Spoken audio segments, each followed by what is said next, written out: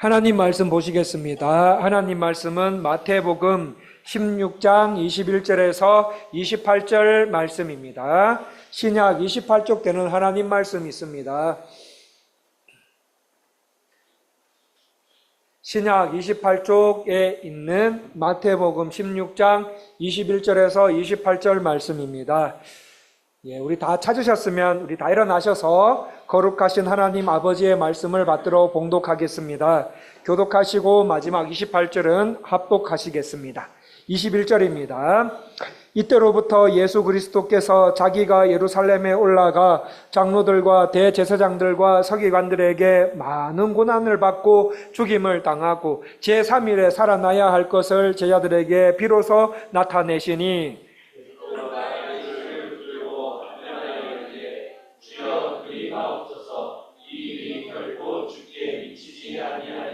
예수께서 돌이키시며 베드로에게 이르되 사탄아 내 뒤로 물러가라. 너는 나를 넘어지게 하는 자로다. 네가 하나님의 일을 생각하지 아니하고 도리어 사람의 일을 생각하는도다 하시고 예수께서 제자들에게 이르시되 누구든지 나를 따라오려거든 자기를 부인하고 자기 십자가를 지고 나를 따를 것이니라. 누구든지 제 목숨을 구원하고자 하면 잃을 것이요 누구든지 나를 위하여 제 목숨을 잃으면 찾으리라.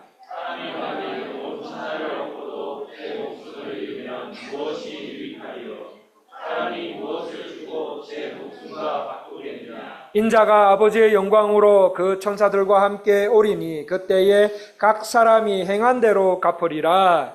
진실로 너희에게 이르노니 여기 서 있는 사람 중에 죽기 전에 인자가 그 왕권을 가지고 오는 것을 볼 자들도 있느니라.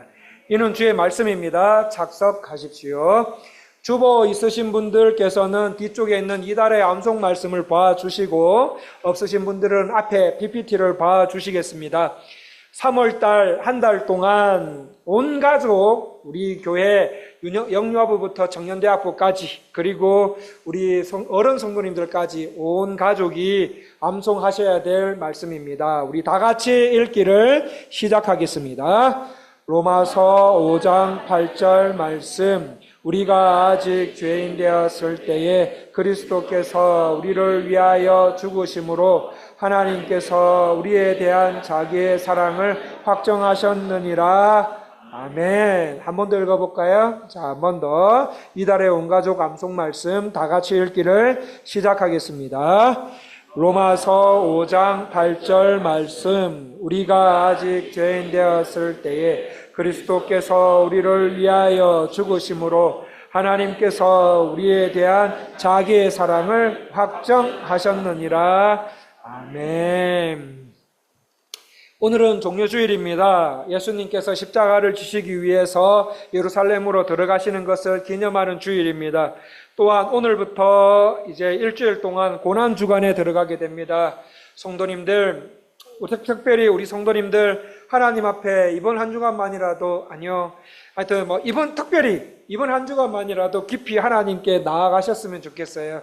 나아가셔서 예수님께서 지신 십자가를 묵상하시면서 기도하시는 한 주간으로 삼으시기를 간절히 원합니다. 리고렌 목사님이 쓰신 목적이 이끄는 삶이라는 책이 있습니다. 그 책을 토대로 만든 신앙훈련 교재에서 관심 있게 읽은 이야기가 있습니다. 이 리고렌 목사님이 목회하는 교회에 어떤 여성도님이 계셨습니다. 이분은 7살 때 집에서 거울을 깨뜨리는 바람에 아버지에게 많이 맞았대요. 집안에서 거울을 어쩌다 보면 실수로 깨뜨릴 수 있는데 아버지는 그걸 참지 못하시고 그 딸을 많이 이렇게 때렸다고 합니다. 맞고 난 후에 여기저기 거미 가 있는 그 거울 속에 비친 자신의 모습이 마치 찢어진 자신의 모습을 대변해 주는 것 같아 보였다고 말합니다. 그 후에는 아버지에게 많은 폭행을 당해왔고 커서 남자를 만나서 동거를 하다가 아기를 낳게 됩니다. 자, 그래서 아기를 낳게 되는데 아기를 낳았는데 그만 며칠 못 가서 그 남자도 이 여자분을 버리고 떠나게 됩니다. 그래서 이 여인은 술을 의지하며 살다가 술 중독이 되고 마약을 하며 살다가 마약 중독이 됩니다. 그래서 마약 중독이 된 생활을 하다가 매춘을 하게 됩니다. 그러다가 너무 인생이 힘들고 그 인생이 너무 힘들고 고달프니 이제 그만 살고 싶다 해서 자살을 하려고 마음 먹습니다. 그래서 마지막으로 교회 한번 가보자. 마지막으로 교회 가보자. 교회에 하나님이 없으면 자살을 하려는 마음으로 자살로 자신의 생을 끝내려고 하는 마음으로 교회에 오게 됩니다. 그때가 주일이었는데 그분이 주일 예배를 드리면서 하나님을 만나게 됩니다. 그 후에 자살 생각은 그만하고 교회에 잘 나와서 아주 신실한 성도가 되었다라고 합니다. 그래서 여기에 대해서 리고렌 목사는 자신이 목회하는 교회는 이런 응급한 분들, 죽어가는 사람들을 살려내는 병원 역할을 하기 위해서 세워졌고 또 이런 방향으로 목회를 계속해 나가려고 한다라는 말을 읽었습니다. 여러분 병원에 가시면은 죽어가는 사람들이 있습니다. 죽어가는 사람들을 고칠 때 반드시 3가지가 있어야 된다고 합니다. 첫 번째는 전문적인 지식과 기술을 가진 의사가 있어야 됩니다. 그리고 두 번째는 환자의 상태를 검사하고 치료하는데 도움을 줄 수 있는 간호사나 MRI 같은 검사 도구들이 있어야 됩니다. 세 번째는 환자에게 줄 수 있는 그 피와 약이 있어야 한다고 합니다. 근데 교회도 비슷합니다. 인생을 살면서 생기는 온갖 문제들과 죄의 문제로 생명이 다해가는 분들, 큰 낭패와 실패를 겪고 있는 분들, 어떤 문제로 아주 다급하고 어려움 가운데 계시는 분들도 교회에 간혹 오십니다. 자, 그렇다면 교회가 그런 사람들을 그냥 돌려보내는 것이 아니라 그런 사람들을 살려내야 됩니다. 그래서 그 사람들을 살려내려면 하나님의 주권과 하나님의 은혜와 함께 첫 번째, 말씀의 능력이 있어야 됩니다. 말씀의 능력이 있는 성도와 말씀의 능력이 있는 교회가 되어야 됩니다. 두 번째는 예수 그리스도의 보혈의 권능이 있어야 됩니다. 세 번째는 성령의 능력이 있어야 됩니다. 그래서 우리 교회에도 말씀 준비하면서 생각해 봤습니다. 우리 교회에도 가벼운 영적인 병부터 죽을 병에 걸려 있는 위급한 분들까지 살려내는 교회와 성도들 되도록 우리 성도님들께서 좀 많이 생각나실 때마다 교회와 성도님들을 위해서 기도해 주셨으면 좋겠습니다. 기도해 주실 뿐만 아니라 교회 안에서 서로 예쁜 말을 해 주십시오. 예쁜 말이요. 은혜의 말을 해 주십시오. 말이 곧 그 성도의 인격과 신앙 수준을 예측할 수 있습니다. 그러므로 야고보서가 말한 것처럼 듣기는 속히 하고 말하기는 더디하면서 신앙 성장을 위한 말들을 우리 교회 안에서 성도님들 서로에게 많이 하시는 저와 여러분 되셨으면 합니다. 왜냐하면 교회는 영혼을 살리는 병원이기도 하기 때문입니다. 여기에 대해 인류의 의사이신 예수님은 이 땅에 오실 때 하나님을 가져왔다라고 하셨습니다. 그래서 예수님은 이 땅에 사시면서 만나는 사람들마다 긍휼히 여기는 마음으로 사람들을 대했고 하나님 말씀과 하나님 나라를 온유함과 친절한 말로 아주 잘 가르쳐 주셨습니다. 여러분, 이게 예수님의 평소 모습이었습니다. 물론 바리새인들 같은 사람들에게는 안 그런 경우가 있었지만 이게 예수님의 평소 모습이었습니다. 그런데 오늘 말씀을 보십시오. 오늘 말씀을 보니까 예수님은 평소와는 다른 모습으로 말씀하십니다. 우리 21절 말씀 같이 읽어보겠습니다. 21절 말씀 다 같이 읽기를 시작하겠습니다. 이때로부터 예수 그리스도께서 자기가 예루살렘에 올라가 장로들과 대제사장들과 서기관들에게 많은 고난을 받고 죽임을 당하고 제3일에 살아나야 할 것을 제자들에게 비로소 나타내시니. 예수님은 어떻게 하셔야 된다고 하십니까? 사람들에게 엄청난 모욕과 구타와 채찍질을 당하시고 비참하게 죽으셔야 하셨습니다. 그리고 3일 후에 다시 살아나야 한다고 말씀하셨습니다. 자, 그렇다면 성도님들, 예수님께서는 왜 죽으셨습니까? 지난주에 말씀을 한번 되새겨 보시겠습니다. 하나님 나라, 천국을 끌고 가지고 이 땅에 가지고 오신 분이 왜 십자가에서 죽으셔야 했습니까? 첫 번째는 십자가가 구원의 중심입니다. 십자가가 구원의 중심이며 성삼위 하나님이 어떤 분이신지 가장 잘 나타내 보여주고 있기 때문입니다. 두 번째는 예수님이 십자가에서 대속, 속죄, 내 죄를 대신하여 죽으심으로 나의 죄를 해결해 주시고 나를 깨끗하게 해 주셨기 때문입니다. 세 번째, 나를 향한 하나님의 사랑과 의로우심, 하나님의 사랑과 그리고 하나님의 공의가 입맞춤한 곳이 어디냐? 바로 십자가다. 그래서 용서와 화목이 가장 크게 나타난 사건이기 때문에 네 번째, 예수님과의 신비한 연합을 통해 하나님 나라에 들어갈 수 있는 구원의 문이 활짝 열린 사건이기 때문입니다. 그러므로 자기 몸에 죄인의 죄책을 짊어지심으로써 죄인과 율법의 형벌적 관계를 완전히 마무리 지으시고 죄인들을 하나님과 바른 법적인 관계에 들어가도록 하신 예수님, 사람을 설득하고 능력을 주셔서 진리를 받아들이도록 만드시며 모든 삶의 상황에서 성도들을 지키시고 지도하시고 올바른 삶으로 가도록 지원하심으로 자신의 백성들의 구원을 완성시키시는 예수님, 또 교회와 성도의 분열과 갈등을 봉합하여 화합하고 화해하여 하나가 되게 하시고 승리하게 하신 예수 그리스도의 십자가를 생각하며 열심히 신앙생활을 하자, 이렇게 말씀을 드렸습니다. 그런데 오늘 본문의 말씀을 보시면 그걸로 끝나지 않지요.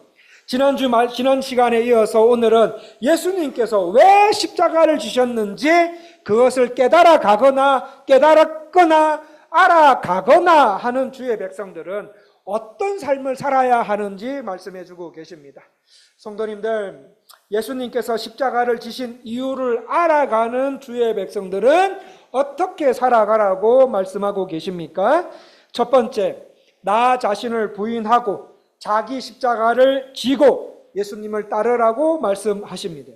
즉, 우리가 끝까지 구원을 받으려면 나를 부인하고 내 십자가를 내가 지며 예수 그리스도를 따르면서 살아가야 한다고 말씀하십니다. 진짜일까요? 24절 같이 한번 읽어보겠습니다. 24절 말씀 다 같이 읽기를 시작하겠습니다. 이에 예수께서 제자들에게 이르시되 누구든지 나를 따라오려거든 자기를 부인하고 자기 십자가를 지고 나를 따를 것이니라. 예수님께서 천국, 하나님 나라, 요거 두 개는 뭐 이렇게 구분하려면 구분할 수 있는데 대부분은 같은 의미로 보시면 됩니다. 예수님께서 천국, 하나님 나라를 이 땅에 가지고 오셨습니다. 자, 그런 예수님이 십자가에 죽으심으로 우리의 모든 죄를 다 해결하셨다면 이제 우리는 뭐 하면 됩니까? 예수님을 구주로, 나의 구주로 믿고 따라가기만 하면 됩니다. 그런데 말씀을 한번 보십시오.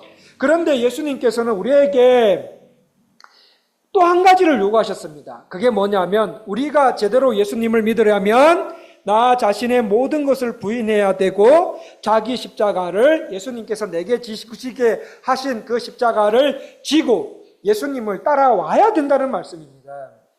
예수님을 믿는 데 있어서 마치 구경하듯이 막 뒷짐지고 막 슬슬 따라오는, 그렇게 따라오시면 안 됩니다. 입으로는 예수님은 나의 구원자다라고 말은 합니다. 하지만 예수님을 구원자로 안 믿고 안 따르는 것과 진비 없는 생활에서는 안 되고 자신이 가진 모든 것을 다 부인하고 자기 십자가 지고 예수님을 따라와야 된다는 말입니다.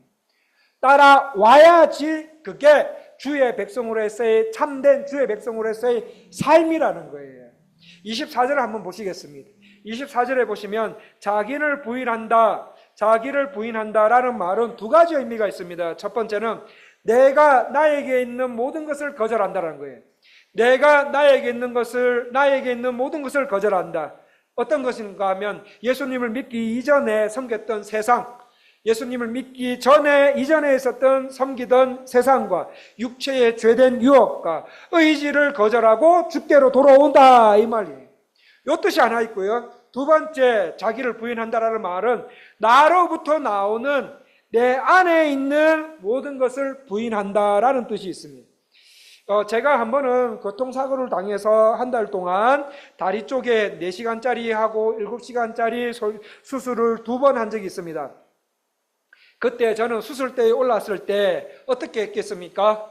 나 목사야, 나 누구 아빠야, 나 목사인데 하면서 잘해줘, 이게 아니라 그때 저는 이러한 것들을 다 부인하고 다 부정하고 어떻게 해요?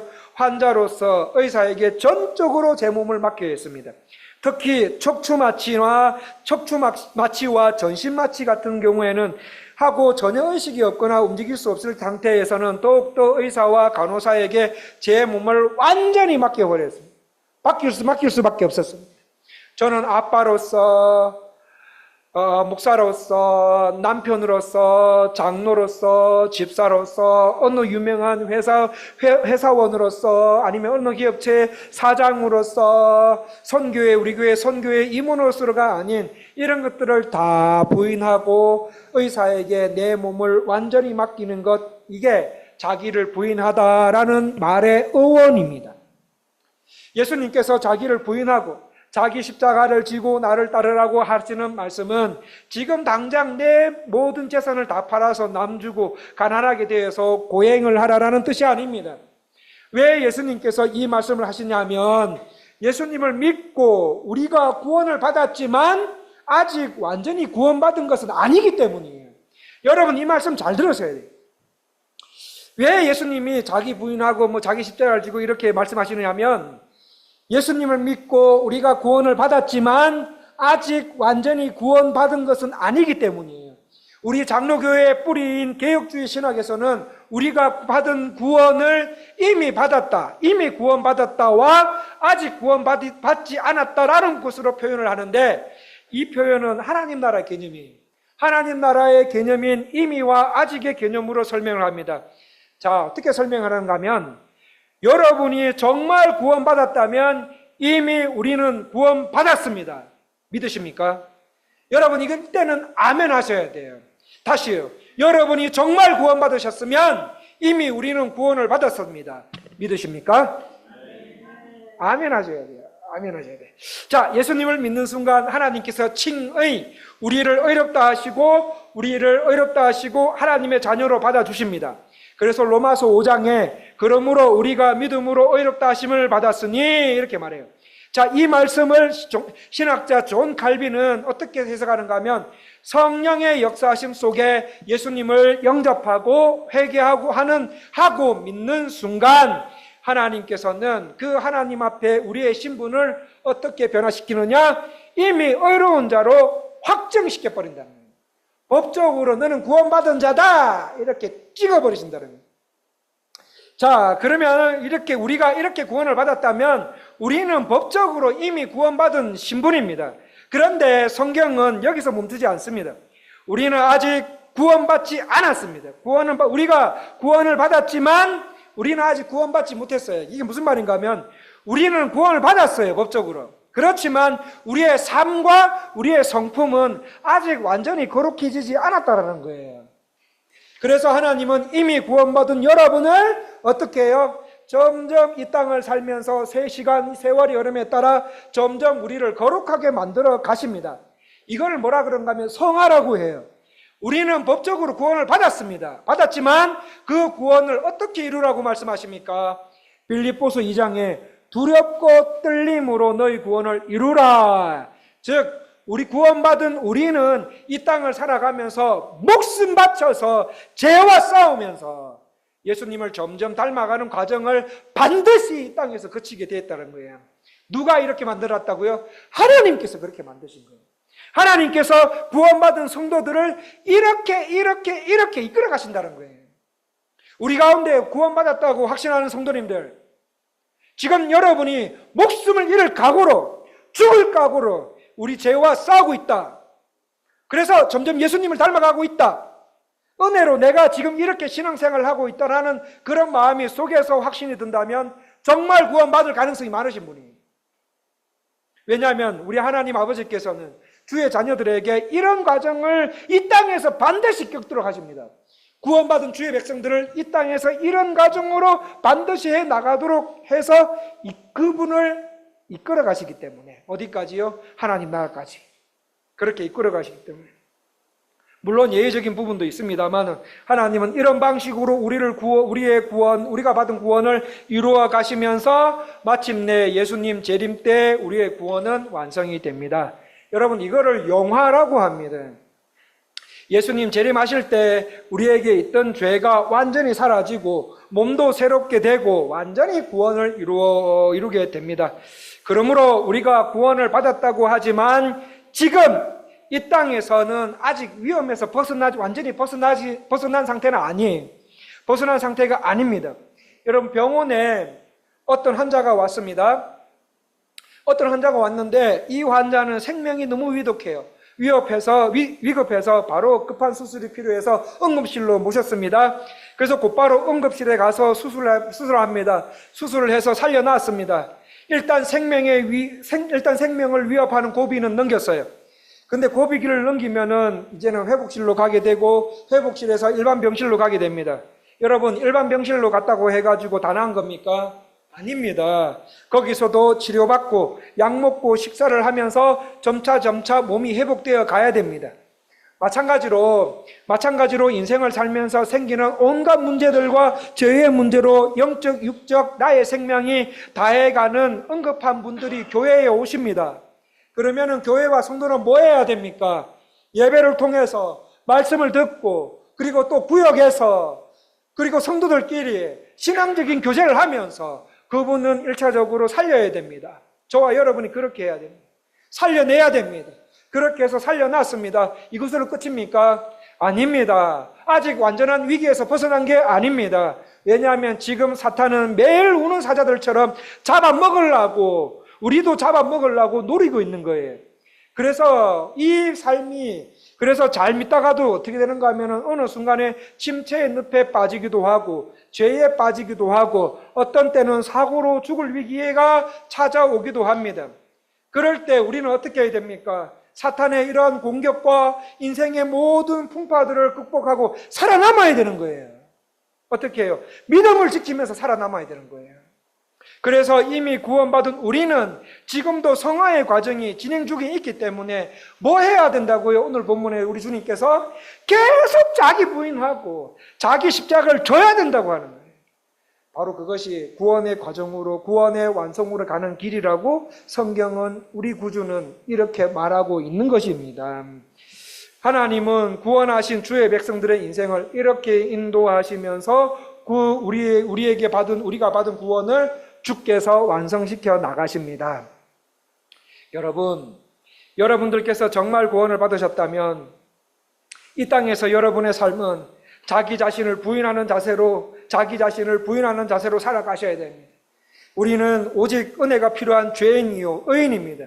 그러므로 우리는 예배 드려야 돼요. 기도 드려야 됩니다. 말씀에 순종하셔야 됩니다.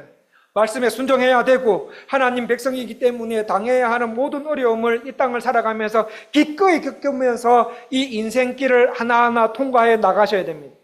그런데 여기까지 듣고 이제 질문이 있으신 분들이 계실 겁니다. 목사님, 주의 백성으로 살다가 더 큰 어려움이 오면 어떡합니까? 안 그래도 이 살기 힘든 이 세상에서, 이 깨를 땅에서 주의 말씀을 지키다가 그렇게 살다가 더 큰 시험이 오고 더 힘들어지면, 우리 인생이 더 힘들어지면 어떡합니까? 라고 물어보신다면 저는 맞습니다, 이렇게 말씀드릴 거예요. 예수님 제대로 믿으면 고난 옵니다, 이렇게 말씀을 드릴 것 같아요. 우리가 하나님 말씀 순종하면서 세상을 살아가다 보면 고통이 옵니다. 어려움이 많이 옵니다. 그런데 더 놀라운 것이 뭔지 아십니까? 그때마다 구원받은 주의 백성들은 천국의 능력이 임한다는 거예요. 어려움 가운데. 어려움을 당할수록 천국의 능력이 우리에게 임하고 성령의 역사가 나타나기 시작해요. 그리고 예수님의 보혈이 우리를 하나님의 사랑으로 이 땅에서 계속 살도록 막 우리의 심장을 펌프질을 해가면서 그렇게 하나님은 살게 하신다는 거예요. 그러므로 우리 구주, 우리에게 자신을 부인하고 자기 십자가를 지며 살 때 어떻게 신앙생활 하라고 말씀하십니까? 어떻게 신앙생활 하라고 말씀하십니까? 25절 말씀을 같이 한번 읽어보겠습니다. 25절 말씀 다 같이 읽기를 시작하겠습니다.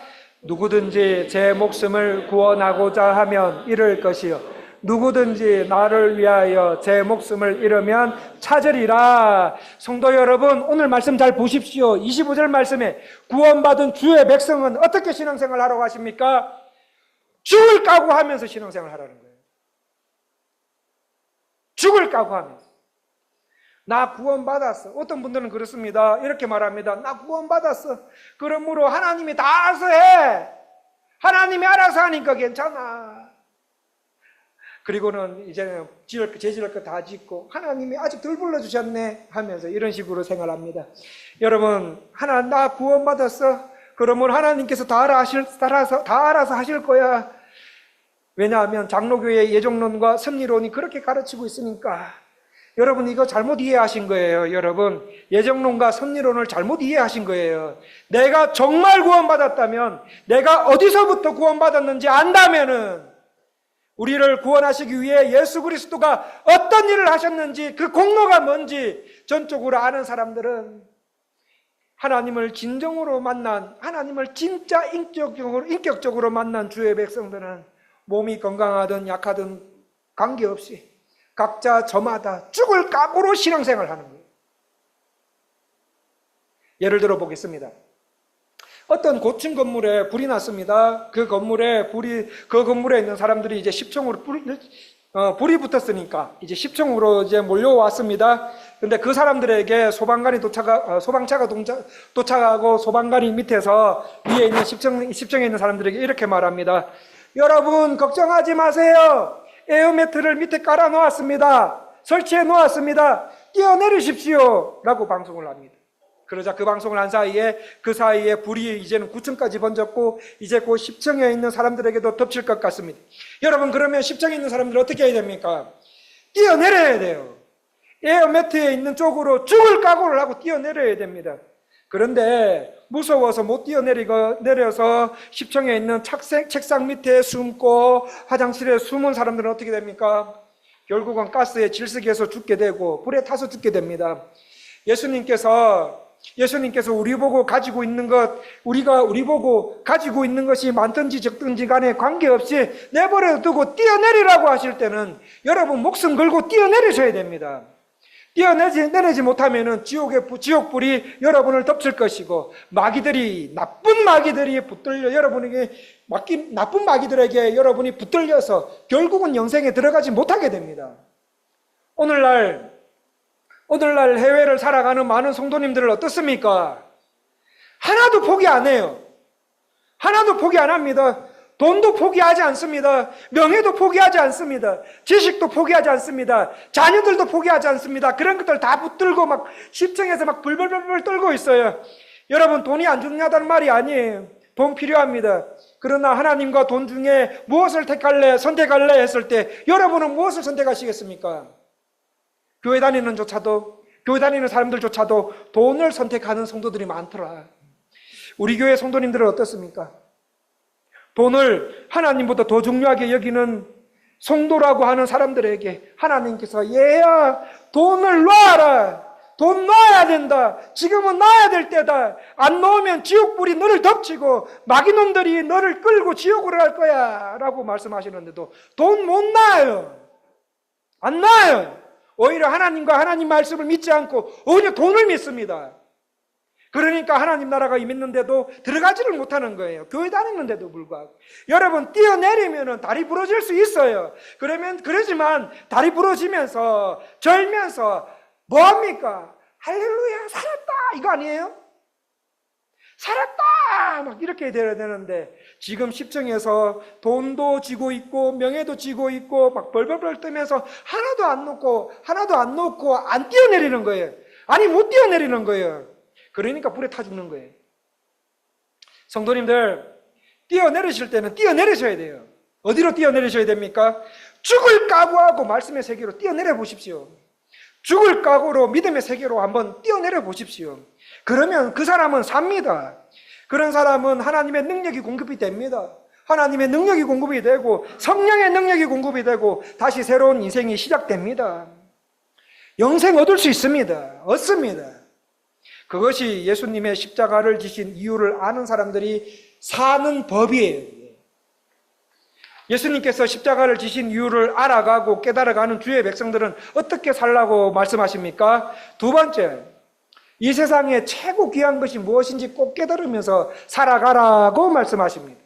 여러분, 이 세상에 나가보시면은 세상에서 나가셔서 살다 보시면은 좋은 것들 많잖아요, 솔직히. 좋은 것들도 많고 갖고 싶은 것들도 많이 있습니다. 근데 그 중에 어떤 사람들은 명예, 어떤 사람들은 돈과 성공을 제일 중요시하게 생각합니다.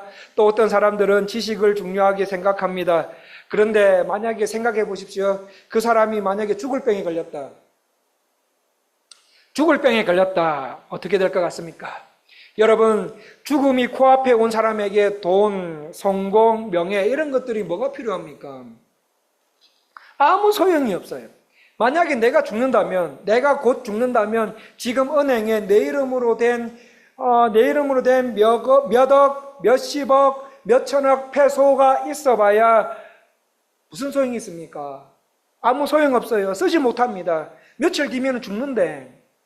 공부가 무슨 소용이 있습니까? 좋은 차 있으면 뭐합니까? 이제 못하는데, 곧 못하는데. 진짜 중요한 거는 뭡니까? 안 죽고 사는 거예요. 안 죽고 사는 거. 제가 한때 이 키에 90kg까지 간 적이 있습니다. 몸무게가. 90kg까지 간 적이 있는데, 어느 날 그 상태에서 이제 코피가 나서 이래 만져보니까 좀 기분이 안 좋아요. 그래서 기분이 안 좋아서 병원을 갔습니다. 병원을 가서 여러 가지 검사를 한 후에 의사가 그 결과를 가지고 저한테 말합니다. 임 선생님, 아드님 안 보시려면, 아들 안 보시려면 계속 그렇게 하세요. 그렇게 사세요. 그러더라고요. 그렇게 식사하시고, 그렇게 식이요법도 안 하고, 그렇게 지금 드시는 대로, 면으로 된 거, 그런 것들 좋아하고, 그렇게 하세요. 그렇게 하면서 운동 적게 하세요. 그렇게 사십시오. 그러면은 10년 안에 아들 못 봅니다. 그렇게 말하더라고요. 이 말을 듣는데 제가 너무 놀랐어요. 깜짝 놀랐어요. 아들의 얼굴을 못 본다니. 그날부터 제가 2개월 만에 65kg 만든다. 90kg에서 제가 2개월 만에 25kg 뺀다. 25kg 뺀다. 65kg 만든다 하고는 제가 이제 의사 선생님한테 의사 선생님 어떻게 하면 그 수치 다 정상으로 돌아와요? 물어보니까 65kg 되면 된다 그래서 그래 그러면 내 2kg 만에 2개월 만에 내가 그거 만든다 해가지고는 목숨 걸고 했습니다. 목숨 걸고 다이어트 해가지고 2개월 만에 65kg 만들었어요. 자, 그런데 65kg 이제 집에서 저울로 65kg 딱 된 그 몸을 가지고 이제 병원 갑니다. 병원 가서 검사 받으니까 수치들이 다 정상으로 돌아왔습니다. 제 기분이 어떻겠습니까? 다시 태어난 기분이었어요. 다시 살았다. 아이고, 다시 살았다. 야, 그런데 제가 이제 그때 느낀 게 뭐냐면, 야, 정말 사는 게 귀하구나. 산다는 게 너무너무 귀하구나. 라는 것을 느꼈어요. 얼마나 기분이 좋던지. 내가 살았다라는 것을. 여러분, 사셔야 됩니다. 여러분, 죽으면 아무 소용이 없어요. 살기만 하면 가족들 계속 만날 수 있습니다. 살기만 하면 모아놓은 돈 자식들 안 줘도 돼요. 안 주고 내가 다 쓸 수 있어요. 여러분, 살아있는 것이 최고로 행복한 거더라고요. 제가 그 병원에서 느꼈습니다. 살아있는 것이 최고로 행복하구나 하면서 내가 이때까지 살아온 것들, 불평한 것들이 싹 사라지더라고요. 최고의 행복은 뭐냐? 살아있는 거다. 정말일까요? 우리 주님도 그렇게 말씀하셨을까요? 한번 확인해 보겠습니다. 26절 말씀 같이 한번 읽어 보겠습니다. 26절 말씀 다 같이 읽기를 시작하겠습니다. 사람이 만일 온 천하를 얻고도 제 목숨을 잃으면 사람이 무엇을 주고 제 목숨과 바꾸겠느냐. 여러분, 우리가 잘 아는 알렉산더 대왕 이야기가 잘 아십니다. 여러분, 알렉산더는 이미 20대에 그리스, 페르시아, 이집트, 인도 일부 부분까지 싹 다 정복한 군주입니다. 말 그대로 세상에 많은 군주라는 말을 들은 사람들이 있지만 온 천하라는 말을 써도 될 만큼 광대한 정복지와 막강한 권력을 행사했던 사람은 아마 이 사람일 것 같아요. 알렉산더예요.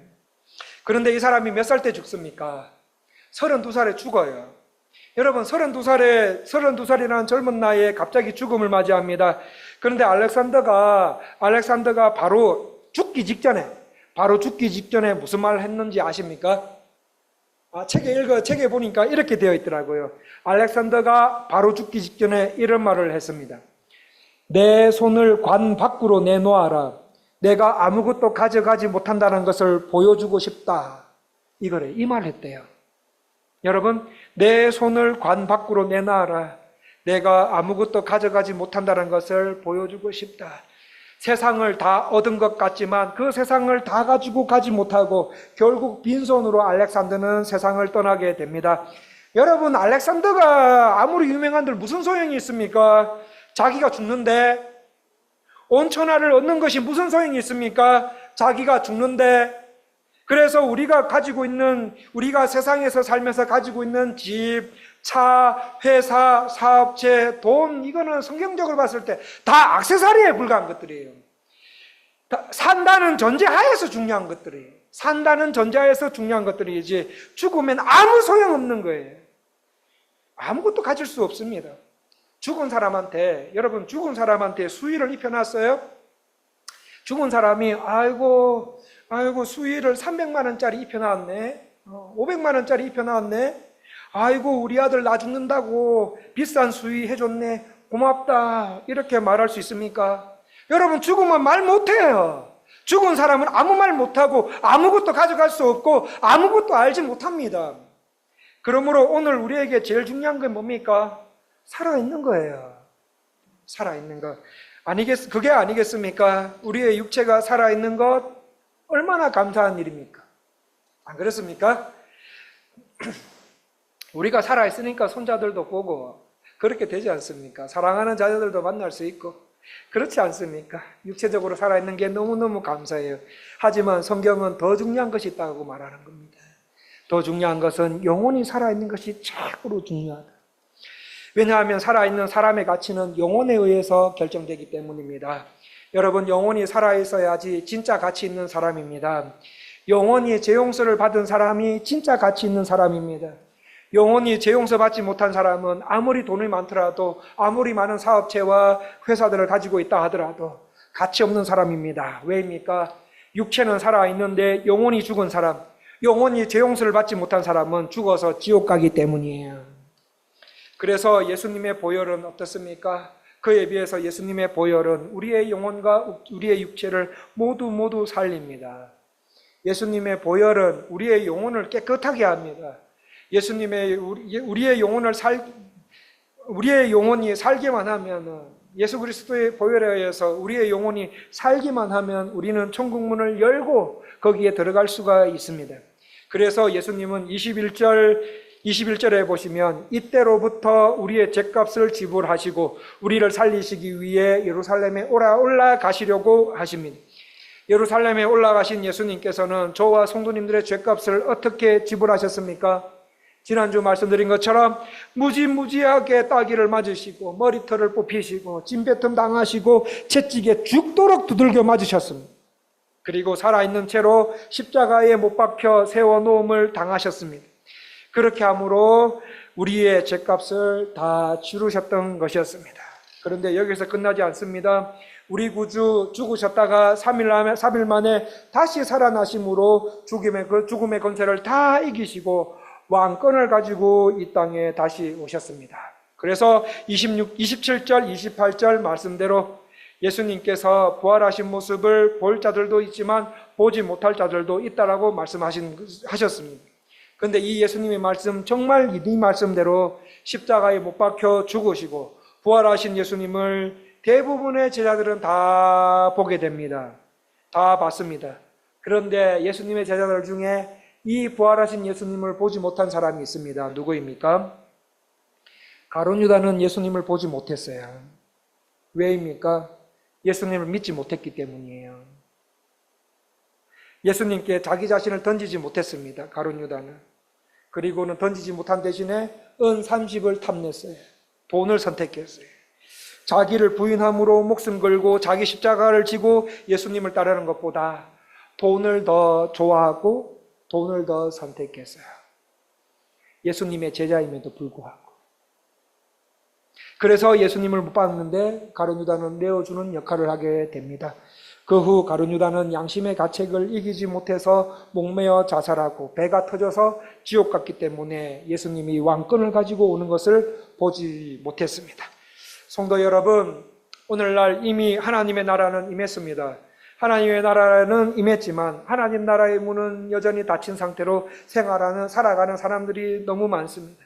하나님 나라가 닫히니 지구상에는 수없이 전쟁이 터지고 있고 수많은 사람들이 자살하고 있고 사람들이 갈수록 강팍해져 갑니다. 서로에 대한 미움과 증오심이 꽉 차 있습니다. 그리고 성도들 사이에서도 얼마나 미움과 시기심과 증오가 가득 차 있는지 모릅니다.